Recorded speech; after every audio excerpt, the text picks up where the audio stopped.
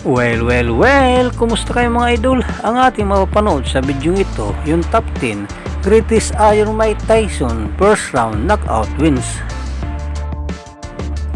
Pero bago natin umpisahan ang 10 knockout wins na ito mula sa tinaguriang The Iron Man, kung bago ka pa lang sa aming munting channel, huwag na makalimutan mag-subscribe at pakihit na rin sa notification bell sa all para lagi tayo updated sa bago nating i-upload tulad dito. Maraming salamat po.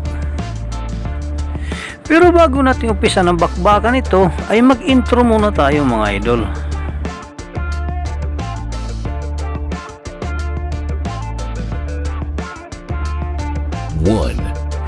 Ang ating una sa listahan ay ang laban niya Carl Williams noong July 21, 1989 na kung saan nakatikim ito ng malamasang suntok mula sa tinaguriang The Iron Man, Mike Tyson.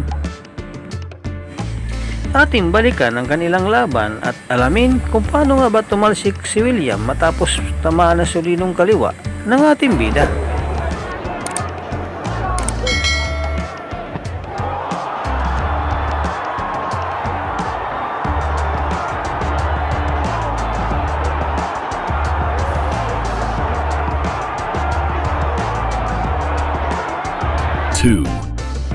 Ang ating pangalawa sa listahan ay laban niya kay Bronze Seldon noong September 7, 1996 na kung saan nakatikim ito ng malamasang suntok mula sa ating bida.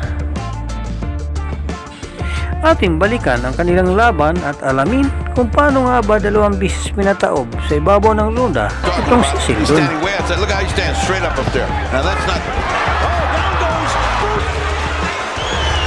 He had a nice long rest there, but he has felt. Back comes Sheldon, and Tyson with a left hook, and Sheldon is down on his stomach. Steve, there are 2 unalterable truths in boxing. If you have a great chin, you don't have a great chin, you can't get one. You can't buy one or learn one. Oh, forget it.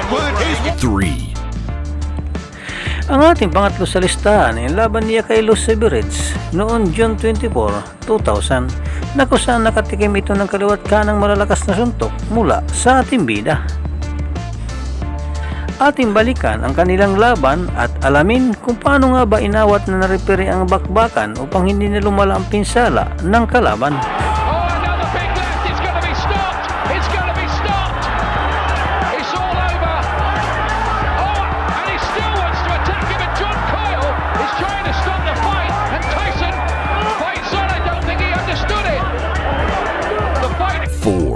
Ang ating pang-apat sa listahan ay ang laban niya kay Peter McNeely noong August 19, 1995 na kung saan pinawalan na ito ng malalakas na suntok mula sa ating bida.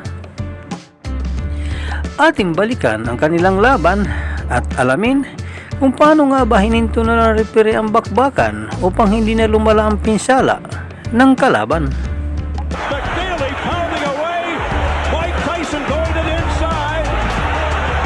Seeming to just hang back there waiting. 1 minute gone by. Mills Wayne said stop that nonsense, but they were starting to butt heads. Oh. Tyson with a left hook right up, and down goes McNeely again. McNeil is hurt this time, Steve. He's very hurt. He can barely stand up. In his right, he's got about 30. Ang ating panglima sa listahan ay ang laban niya kay Alex Stewart noong December 8, 1990 na kung saan nakatikim ito ng kaliwat kanang suntok mula sa ating bida.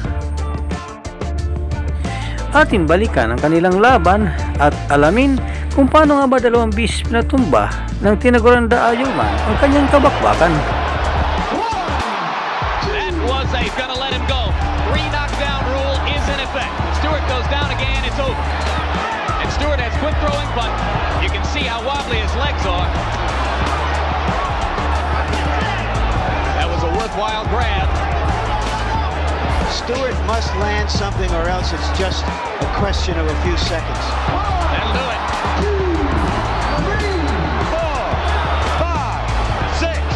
They're forgetting that the 3 knockdown rule is in. 6. Ang ating pang-anim sa listahan ay laban niya kay Javid Jacko noong January 11, 1986 na kung saan nakatikim ito ng kaliwat kanang malalakas na suntok mula sa ating bida. Ating balikan ang kanilang laban at alamin kung paano nga ba hininto na referee ang bakbakan upang hindi na lumala ang pinsala ng kalaban.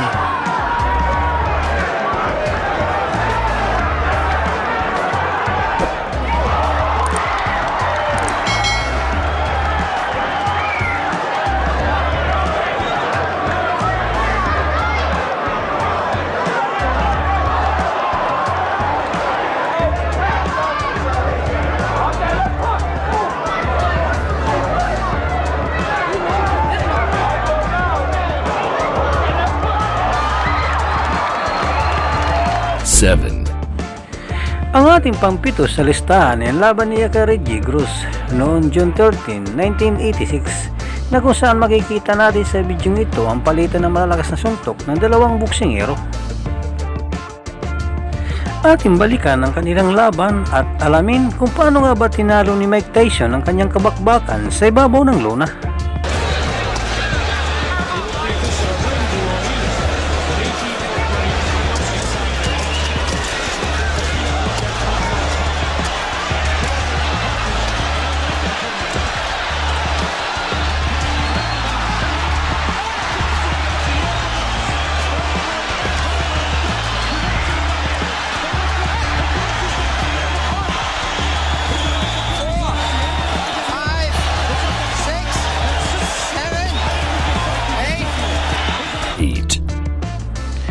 Ang ating pangwalo sa listahan ay laban niya kay Henry Tillman noong June 16, 1990 na kung saan nakatikim ito ng kaliwat kanang malalakas na suntok mula sa ating bida. Ating balikan ang kanilang laban at alamin kung paano nga ba hindi na nakatayo pa ang kanyang kabakbakan matapos itong matamaan solidong kanan ng tinagruan the Ironman. Right to the face. He is now. He's allowing Mike Tyson to trap him in the corner.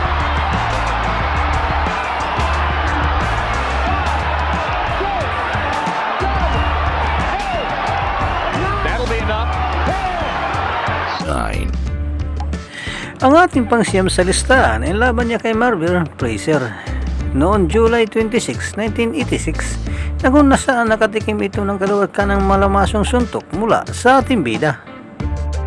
Ating balikan ang kanilang laban at alamin kung paano nga ba pinatulog ni Mike Tyson ang kanyang kabakbakan sa ibabaw ng lona.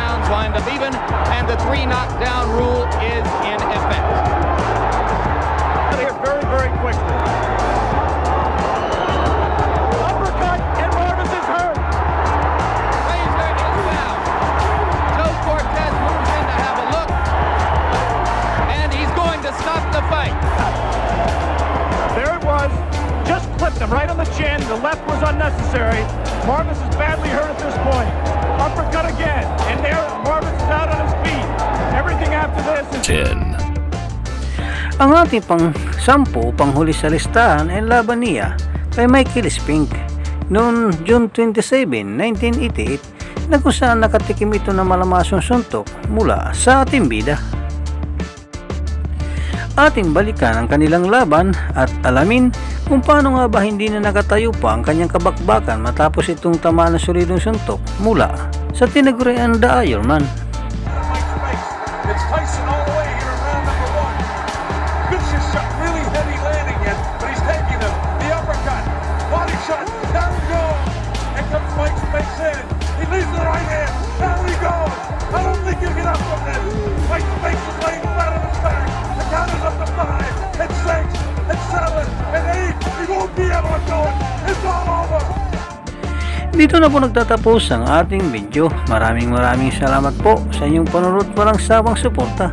Ikaw idol, ano masasabi mo sa magandang performance pinakita ng ating bida sa video ito? Para sa inyong opinion, i-comment mo niyan sa ating comment section sa ibaba. At kung nagustuhan mo naman ang video ito, paiwan naman ako ng like at pasubscribe na rin sa ating munting channel. Maraming salamat po sa inyong panonood. Sama kayo na rin lang, mag-ingat, God bless. Bye bye.